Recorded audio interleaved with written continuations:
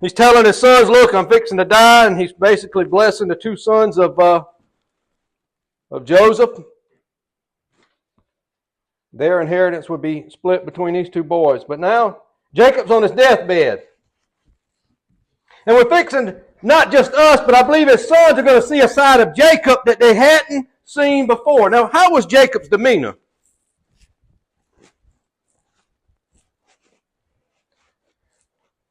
Jacob was really a humble person, right? He wasn't one that kind of opposite of his sons. He didn't really jump the gun on things. He wasn't really out there saying he was somebody that he wasn't. He was really of a lowly spirit when you think about it. He was very humble. Kind of the opposite of most of his sons. But his sons are fixing to see a side of him that they really never thought and probably don't want to see. Nobody wants to take their children and put them on the spot and really condemn them, which is what he's fixing to do, right? You know the story. And we brushed that off.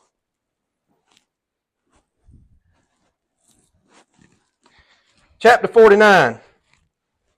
And Jacob called his sons, and he said, gather yourselves together that I may tell you what shall befall you in the last days. Gather yourselves together, and hear, you sons of Jacob, and hearken to Israel your father. Reuben, thou art my firstborn, my might, my beginning, my strength, the excellence of my dignity, and the excellency of power. Unstable as water, thou shalt not excel, because you went up to thy father's bed. Then defilest thou it. He went up to my couch. Simeon and Levi are brethren. Instruments of cruelty are in thy habitations. O my soul, come not thou into the secret, unto their assembly my honor. Be not thou united, for in their anger they slew a man, and in their self-will they digged down a wall. Cursed be their anger, for it was fierce, and their wrath, for it was cruel. I will divide them in Jacob and scatter them in Israel. Jacob starts off with his firstborn, and obviously his presentation is probably not what his sons thought. Now, your daddy's laying on his bed, and you go there in the hospital to see him. What do you expect to hear? A bunch of good stuff, right? Or what you going to leave me, right? What's that look for? Huh? Those old ladies that are dead and gone, they always told me to speak loud. So I'm doing it where they can hear, right? That's what I want to do. If you got children because they don't respond to lowly talk, it's like, I know they can hear you because their hearing is better than mine. It's like something, I got a phone, she understands. What did you say? Well, I'll say it loud and they still don't respond, so whatever. I just don't like being boring. However you want to take it. Too many boring churches, right? Don't want nobody to go to sleep. The preacher's got to see all that. He sees everybody going to sleep, nodding off, and that ain't a good feeling. But anyway, Jacob's dying, right? And these boys are fixing to get a little surprise, especially the firstborn. Now, the firstborn, as he presents himself, what did he expect from his son? What did he expect out of him? What was his vision or dream? As he starts off, he says, look, gather yourselves together, boys. Now, was this just a private session? Everybody's listening, right? There's nothing secret no more, right? A lot of this stuff was in secret. A lot of times we think, well, my sin's in secret. Well, it's all fixing to be brought out, right? But he says, Reuben, you are my firstborn, my might, my beginning of my strength, the excellency of dignity. Now, what was he saying? He had high expectations for his firstborn. He said, son, I had so many hopes for you and dreams and visions. You're my honor, my dignity. Basically, he's saying, I wanted you to take my place. Everything that I looked forward to, everything that I fought for, everything I went through in my father-in-law's house, all my struggles, the riches, it was for you, son. I've set my children down and had talks with them, and said, look, everything I have is yours, whatever. Because if I'm dead and gone, it don't do anything good to me. I work to take care of you, to provide for you. Until, just like old Ronnie Huber said, everybody knew him. You can't forget him. He said, I want to tell you something. My son turned 18, and let me tell you what I told him. I said, well, what did you tell him? He said, son, you're 18. I've helped you. I'm giving you 2 options. But you got 2 options, but the other side to it, you only have 1 option, really. He said, you can go to college and I'll support you, or you can get out and you can get a job. He said, but either way, you got to get out of my house, right, son? You're 18, you're growing up. It's time for you to move on, right? That's kind of tough, ain't it? He really didn't have a lot of options because he said, you got to get out. You 18, son. And a lot of people say, well, that's tough. A few months go by, about 6 or 7 months, and he said, my boy's doing good. He didn't go to school. He got out. He got a job. And believe it or not, he's already buying his own house because he made him stand on his 2 feet. Now, with Jacob, these boys have been in his house their entire lifetime. Maybe they should have been cut off, but this is a different culture, right? But the hopes and the dreams he had for these boys, particularly Reuben, were shattered a long time ago, right? Children bring you heartache, and that's just a part of it. And we'll see, even with what he says, sometimes it's out of your hands. Normally, you would think to see a man on his deathbed, if anything, he would be preparing his last will and testament, which that's the obvious, which that's probably what these boys thought.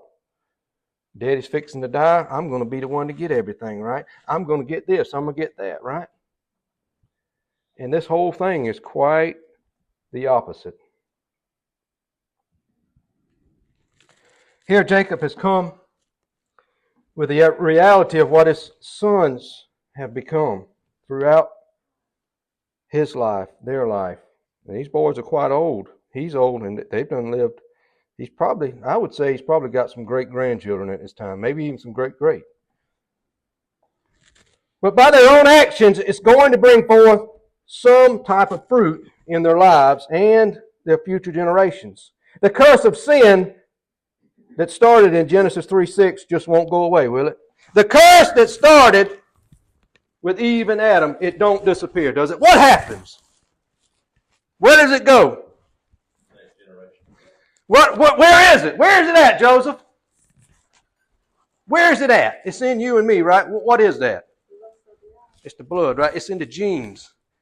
It's something, you hear people talking about bad genes, right? And most people, when they say that, what are they talking about? They're just talking about what they can see on the outside, right? The visible bad genes, right? And maybe that's true. Some people may look better, some people may look worse. But we've all got this gene deep down in the blood that you don't get rid of it. Only God can get rid of it, right? Unless you're like Jab, he got a whole nother level there.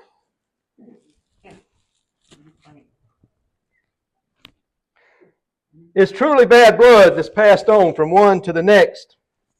We like to say one person or the other may have some good genes, maybe on the outside, but the fact remains that there's still the problem that remains on the inside. And Jacob now, after all his years in the flesh and seeing and living, he feels the pain of sin, the mistakes he made and suffered so severe, the things he suffered for, the things he's done, they're now passed on to his children. They're staring right back at him in the face. The pain only a father can understand. He punishes them when they're wrong. A father punishes his children, right? And I'm not singling out the mamas.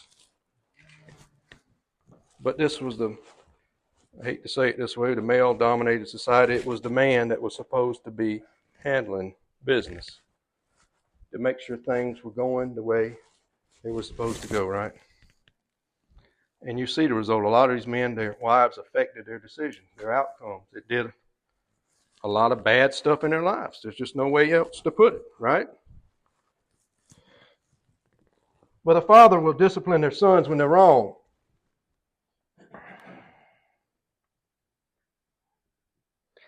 Only to hurt more than they do.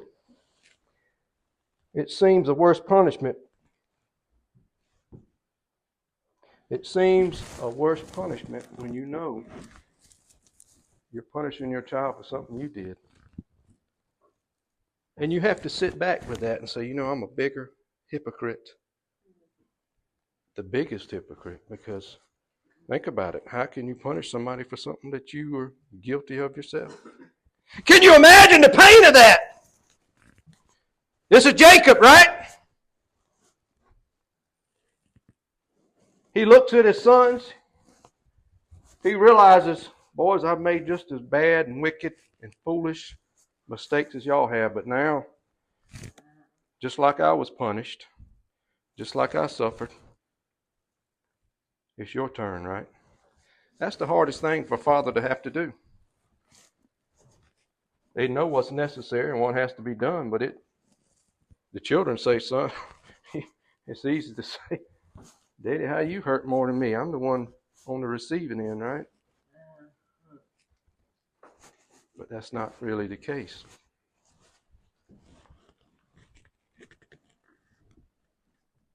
What Jacob is about to tell his sons may seem to be as though it was another vision from the Lord, a prophecy. And it does sound that way, perhaps. Or maybe it was something that missing from today. Something that even I've reiterated over and over towards my own children. The biggest sin that America faces today. And you know what it is?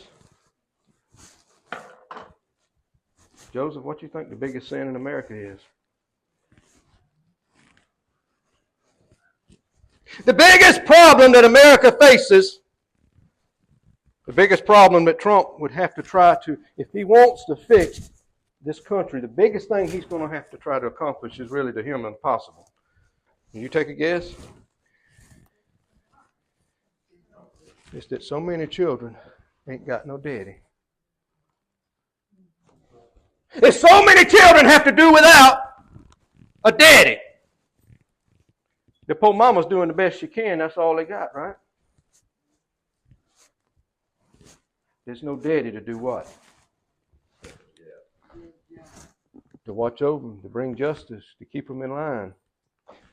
I give the story, and it might have been a couple of years ago. There was I think it was some kind of National Geographic thing. Yeah, they liberal. What ain't liberal on the TV? But it was a documentary.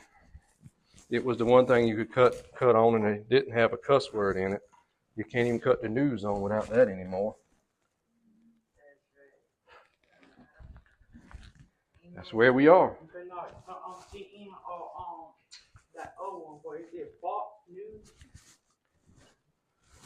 Well, they were talking about the elephants in Africa, and these big bull elephants, the big ones. Something was happening. The young adolescent bulls, they were young, kind of like Jap right there. They were running a fool. They'd never had this problem with them before. They were running after people. You'd have tours there on these reserves, killing other elephants, going after people, flipping cars over, just acting a fool. Kind of like a bunch of kids today. Well, they never had that problem years and years ago from these big bull elephants, and they couldn't understand why all of a sudden they flipped out. What was going on? No metron, no bull. Well, the poachers, just what you said, had been killing all the bull elephants. Well, they did a study. The bull elephants would keep the adolescents in line. They'd run over there and nail them, flip them over, whatever was necessary to teach them to stay in line and in their place. But that part of their society was ripped out. Even in nature, Joseph, it has a drastic effect.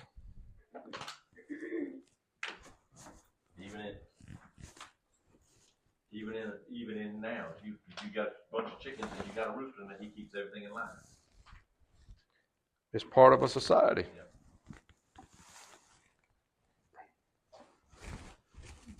It's unfortunate, even when my son someday, I've told him, son, you don't have to do what I do. I don't care. Whatever you want to do, it's on you. Just do it.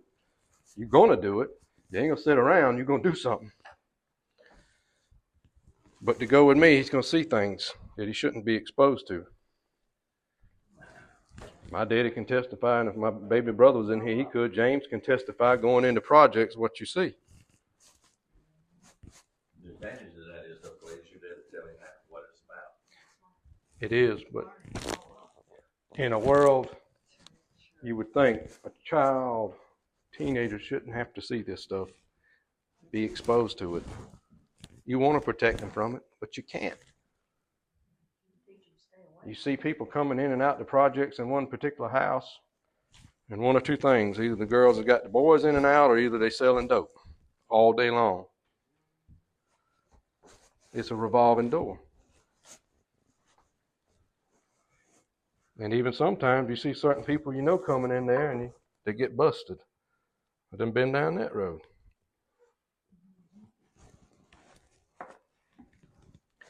But this was the biggest problem here in America and maybe some other places. But this is the thing that brings a nation to its knees faster than any disaster. But Jacob, being the loving father he was, didn't need a vision from the Lord. He didn't need some outside influence to tell him what his sons would become. It was obvious. He could read between the lines. You know, God doesn't make anybody dumb down or stupid, right? You don't need God to come down and give you some miraculous vision of what your child's going to turn out to be. You can read between the lines. Jacob read between the lines and said, son, based on your past, this is your future. This is what you've got to look for. Now, we all, as parents, have dreams and visions for our children and hopes. He was the firstborn. This was the custom. He wanted him to take his place. He wanted him to be a leader. But it wasn't going to happen. What he's going to get sure ain't what he's expecting. I guess you could say he peed all in his cornflakes, didn't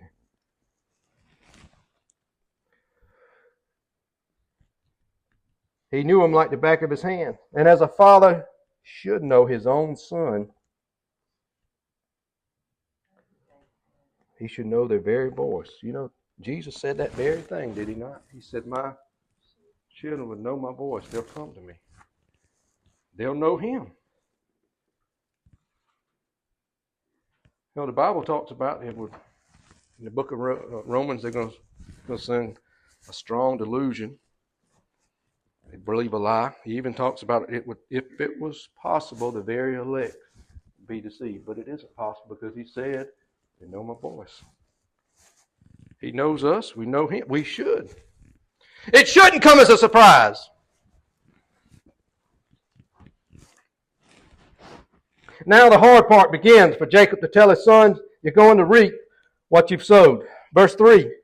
Reuben, you are my firstborn, my might, my beginning, my strength, the excellency of dignity, and the excellency of power. Unstable as water thou shalt not excel, because you went up to the father's bed, you defiled thou it, you went up to my couch. He starts with his firstborn son of his old age. The one that was supposed to get it all, the one that was the heir. And he paints him as his person almost to say that he was royalty. He makes it sound so good. A man almost after his own heart. His soul. You ever done that before? You elevate somebody to the point and you make them feel so good. You tell them all that they want to hear. All the good things that you think they should have done. Sometimes we brag on people a little too much. I believe even in here. And I'm not going to do that. What does that do to somebody? You're going to set that person up to your standards of what you think they should do. They may tell you, I want to do this, that I want to do that. Well, that's for them. Now, you may try to coach them along the way and help them, keep them going. But when you puff them up to that point of some expectation that you expect them to live by those standards, when they fall, then what?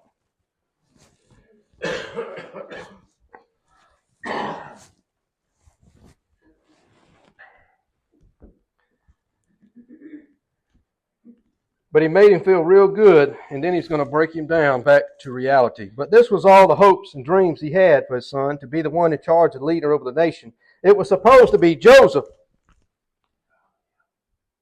It wasn't supposed to be Joseph or Judah, right? This was never his plan, right? It was never supposed to be Judah. Who was it supposed to be? Can you imagine the father? People can say, man, he's tough, but he's on his deathbed. I'm sure his heart is breaking having to tell his oldest son, everything that you thought you were going to get, it's literally being ripped from you. In fact, what you're going to get ain't going to be so good. Nobody wants to tell their children that. But it's amazing. Why would he wait till he's on his deathbed to tell this boy that? Yeah, Jacob was a man of God. But maybe if he had went back, not waited till the last minute, maybe he didn't see no hope. I don't know. But at times we do wait till the last minute to take care of things. To deal with people, to deal with situations.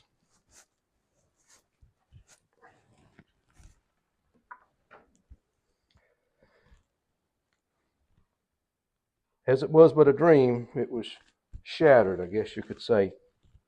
Be careful how you elevate your children, and you may just put a yoke upon their necks that they just can't bear. And maybe this was Reuben's biggest problem. He was bearing this yoke that he couldn't handle. But this was the hope for Reuben, and he was probably thinking some good stuff at this point, that he was going to be in charge, that he was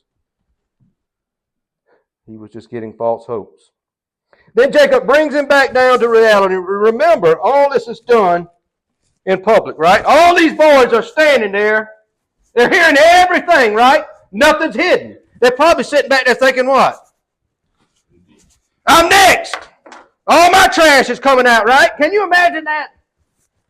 We do so much in secret, and now all of a sudden, the light's going to shine on it, right, Miss Mary? And you say, well, God forgives me. I don't have to face the great white throne judgment. I'm saved. Yeah, but what about your works? That can be even worse than sin. When you gotta sit there, and God's going to say, what about what you didn't do and what you were supposed to do? What about this? I told you to go here. I told you to give that old boy the last dollar in your pocket, and you said, well, I want to go get a soda with it. That's all I got. You've heard people say that. I ain't got no more money.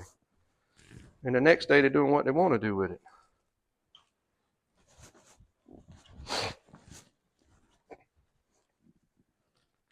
But Jacob brings him back down to reality. He tells him, you're unstable. This is the only place in the Bible, believe it or not, where this word is used. It's here to label Reuben and his actions. He tells him, you're unstable as water. If you ever got a map or a thing of the 12 tribes of Israel, it should have their signs. And this would be his sign, water. Now, when you think of water, what do you think about? If you've ever been out fishing and you go way out, everything's slick as glass one minute. And then the next thing you know, it's like this. And it gets worse. And the next thing you know, you're puking your guts up if you ain't used to it, right? It's unstable. Why is it unstable? Because weather affects it, right? Everything affects it. If somebody goes across it, what do? They create wakes, right? If the wind blows, it does what? It shakes it up. If it rains, it stirs it up.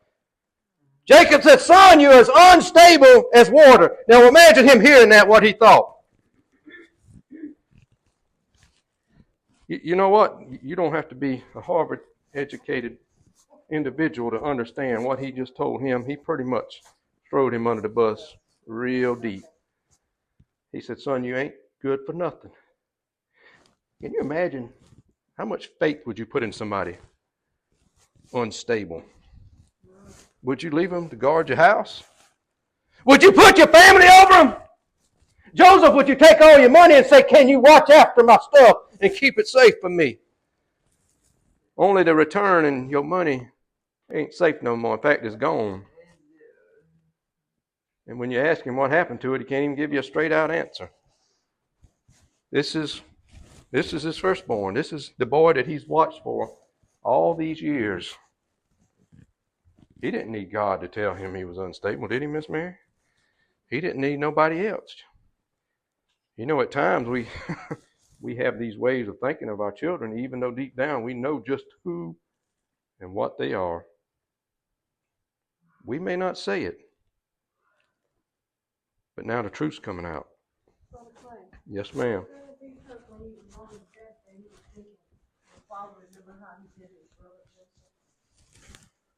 Well, that's going to come up too. We're going to get into that. Oh, there's a story on all these boys. And it's amazing when we get to Judah. Look what happened to him. It's almost as if Judah didn't do anything and he's blessed. Judah had some sin in the closet too, did he not? He did some wicked stuff just as much as these other boys. But yet he don't bring it up. It's almost like he saw the future there. That something great was going to come out of this boy. That he knew that even though each and every one of them was a little unstable other than Joseph, they all had issues, right? But it was almost like Jacob could see the future and he knew that this boy was going to do something great. And he even says what about him? The Messiah was coming out of him. The word he used there. See what the word was.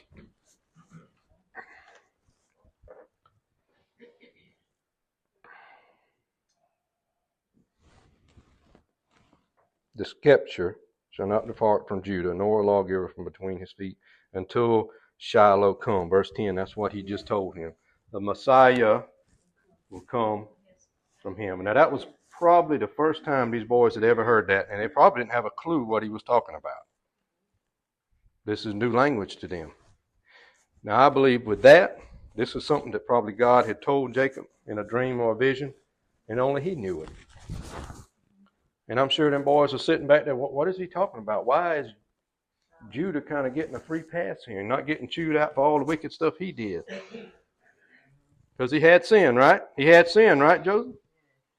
He did some dirty stuff. Going over here, messing with the ites that he wasn't supposed to mess with. Had some wicked sons and God killed them. The wife was left barren and he goes over there messing with her thinking she's a prostitute and has a child with a daughter-in-law. Sounds like days of our lives. That must be where they got it from, eh?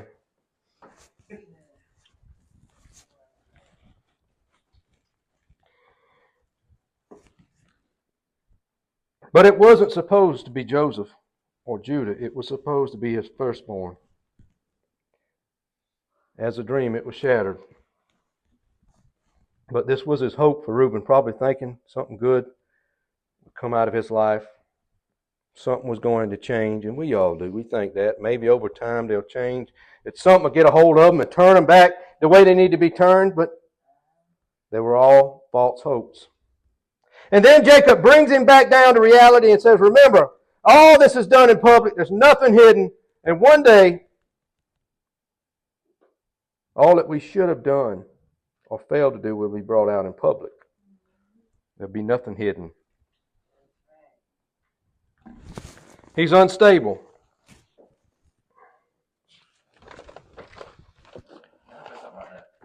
Yeah. I hear what you're saying there, and you're right. All things you get. And I hear what you said about Jacob.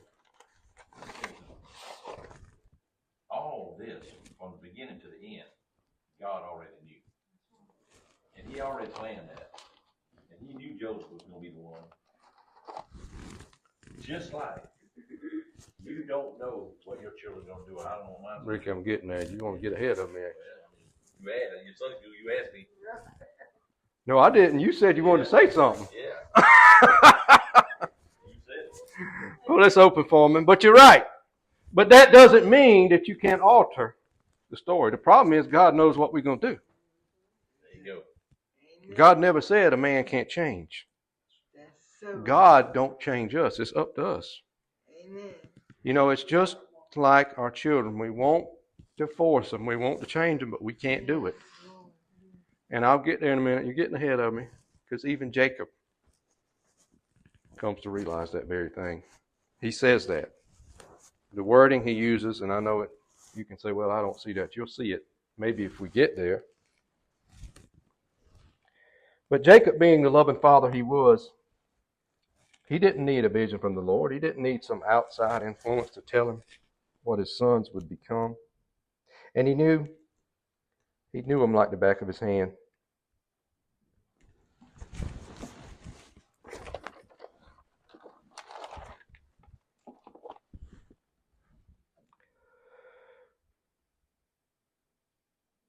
The bad thing about all this is that you know the truth and what's right and what's wrong, as he was telling Reuben, but you still seem to make foolish choices. You know what the truth is. You know what you should be doing. You know, nobody has to really tell you what you need to do. Even a child, right? You don't have to tell them, well, if you go steal, then you know it's wrong. If you do this, He's telling his son, look, you knew this. This is nothing new to you. That's a big problem even today. You know, it's sin. You don't have to be told, and you choose to do it anyway. But Jacob uses a particular word to describe him and what his action would lead to. The next generation to do the phrase, thou shalt not excel. That wasn't about him being rich or success, and that's what it sounds like.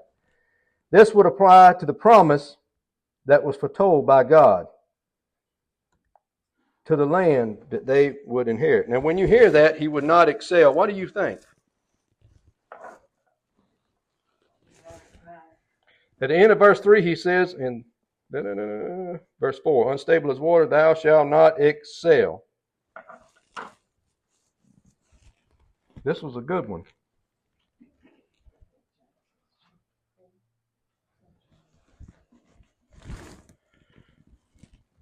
He's telling them, look, it ain't about him being rich or having this. What was the promise? What was the promise that these people had been promised by God starting back with Abraham? It was all about what? It wasn't about rich, it was going where? To the promised land, right? But he said, son, you will not excel. What is he telling him?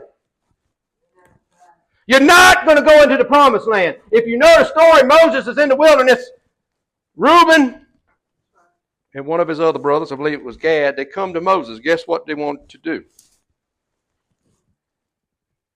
They said, we want to stay back here. It's kind of strange. We don't want to cross over to Jordan. In fact, we just want to stay here. We know there's some enemies. We'll fight them, but instead, we'll go across and help you fight. But we want to stay over here on this side. It wasn't by chance that would happen. Now, I don't have the verse. You can go look that up and read the story.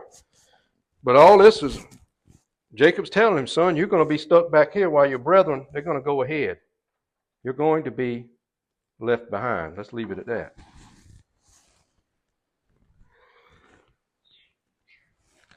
If you know the story of Reuben and Gad and Moses, they go to Moses understanding the fact that they were all going to die out in the wilderness within the 40 years, but they tell him, look, we just want to stay behind on this side of the Jordan. And that's exactly what Jacob is telling him is going to happen, because he is unstable. Why do you think he would choose to do that? Somebody unstable, they won't do what? You can't put no faith in them. You don't know what they're going to do. One day they say this, and the next day they change their mind. Then they come back, they're constantly flip-flopping. There's no faith there, right? The instability of his tribe would come to light right here when they're getting ready to go into the promised land. This poor boy he's too scared to cross the river and stay over there. Unstable. There's a lot of unstable preachers today, right? They say this, they say that, and then what happens? You can't put no faith in them, can you, Joseph? The TV's loaded with them. I see some that look like they tattooed head to foot. They got more tattoos than the bikers, earrings everywhere, and you call that's the preacher? You think you look a little different than what you should look, or cover up one of the two. There's no stability there. When the tough times comes, what's going to happen?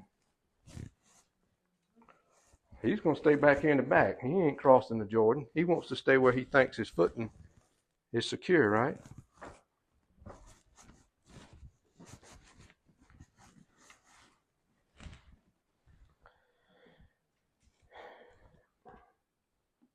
Probably for Jacob and all he has to deal with over the years of his life. This is the toughest of all, to have to tell your son, the one you had high hopes for, the ones you thought was going to excel and do so good, you literally have to tell them that they're good for nothing. The truth is always hard. And it never goes without backlash, and it's never accepted in open arms, right? With open arms. But the truth is, the only thing that would lead somebody to salvation is the truth, right? You can't water it down. Amen. Probably what he should have told this boy a long time ago, maybe it would have had a drastic change in his life. But now, Jacob he's probably been dreading the day to have to do this. Nobody wants to have to tell their children or anybody else these words, but what effect would the truth have on his life?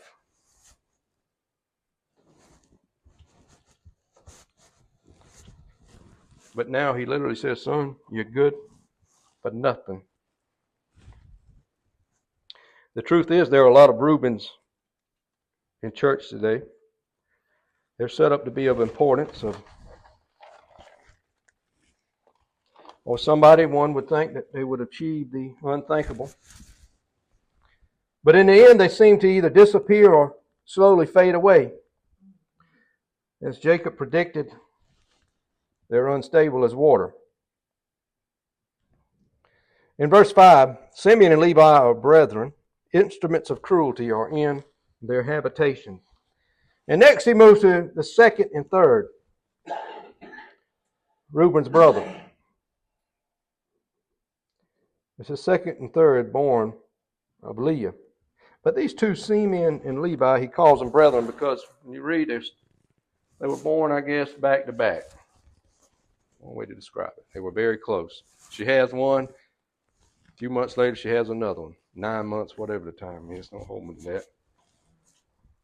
But they were brethren. They were very close. So why was that significant, Joseph? The fact that they were brethren here, and he lists them that way, he ties these two together. Why would he say that?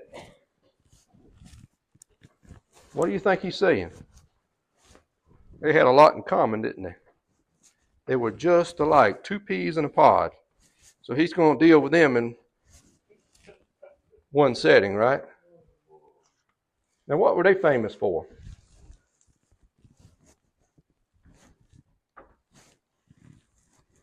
He says they were instruments of cruelty. What is he talking about?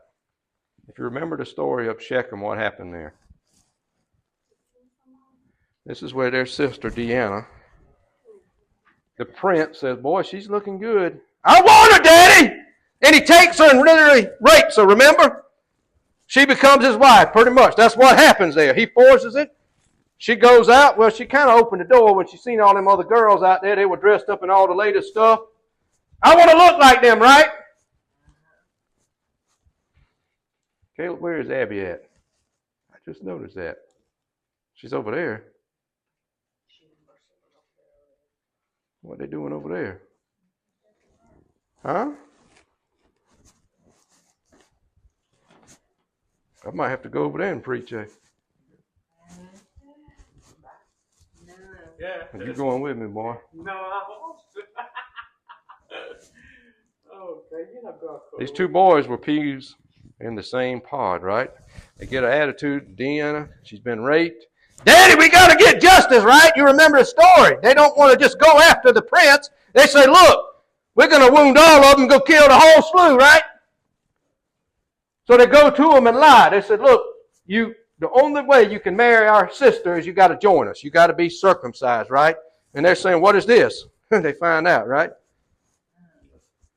So they wound them so they can't fight, and then they go on up there, cripple them, and kill all the men off. And you imagine, yeah, killed all the men, then plundered the wealth, took it home, said, Daddy, look what we got. You ought to be proud, Daddy. That's what they thought. Jacob said, y'all boys have made me to stink among these inhabitants, right? Can you imagine what he had to listen to and deal with? Word travels. Even word traveled fast back then, but today it travels at light speed. When you do something foolish or stupid, it don't take long. It ain't just the community knows, the whole world knows, right, Rufus? Everybody knows. Can you imagine what they thought? I don't think it was more of a fear of Jacob and his boys, but of disgust.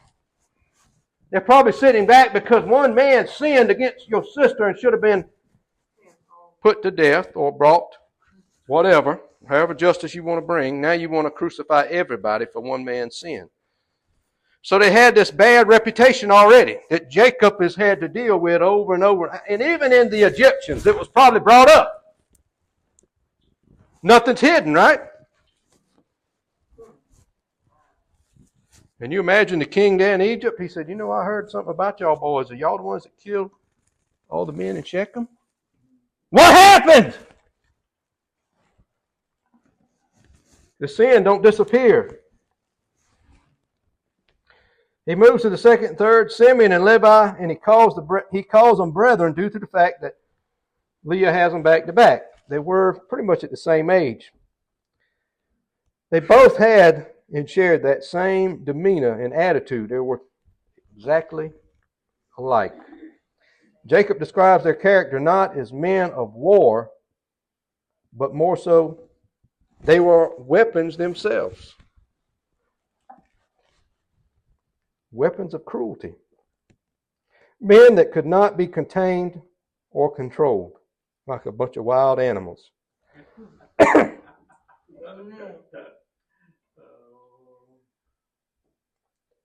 They're getting it laid down, ain't they? The law is...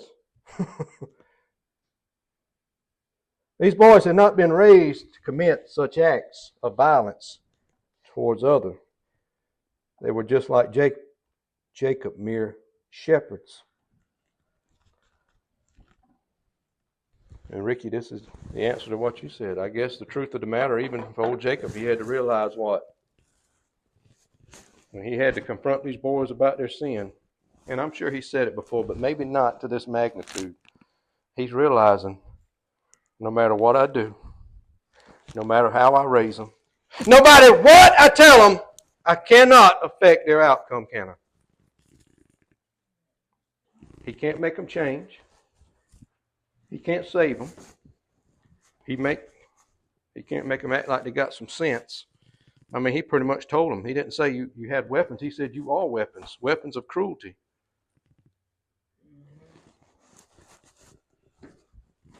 We want and we desire to change people. We try to pound it in them, and it don't make a darn what you do. You're not going to change anybody. Usually it's until they hit rock bottom, like these two boys. They're hitting rock bottom about this point when Daddy's laying it on the line. And can you imagine, there's probably some Egyptians around all this too here and all this. Man, these boys, they rough.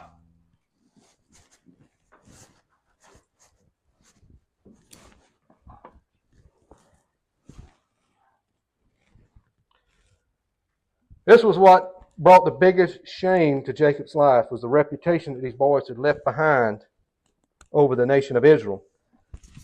And it's true that it's so true that people will remember what? They remember more of the bad that you do versus the good. Despite Jacob, he was a godly man. He had done nothing to compare to this. He had paid for his sins against his father. But this was not over these boys. It was over Jacob, right? It was a shame on him that he had to live with. And now he's telling these boys, what y'all done, it ain't going to go away, right?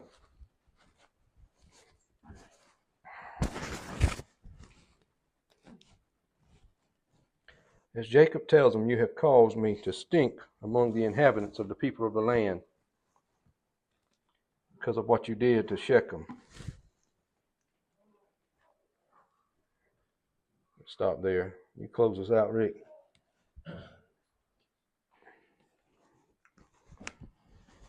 I'll be thanking you, Lord, for the blessing of your Lord. Lord, I pray you open the word to our heart and minds, Lord. Lead us where you choose us to go, Lord. Let us come before you, Lord, boldly. Know that you are God and we just men, Lord. And install in our hearts what you choose, Lord. In Christ's name, pray. Amen.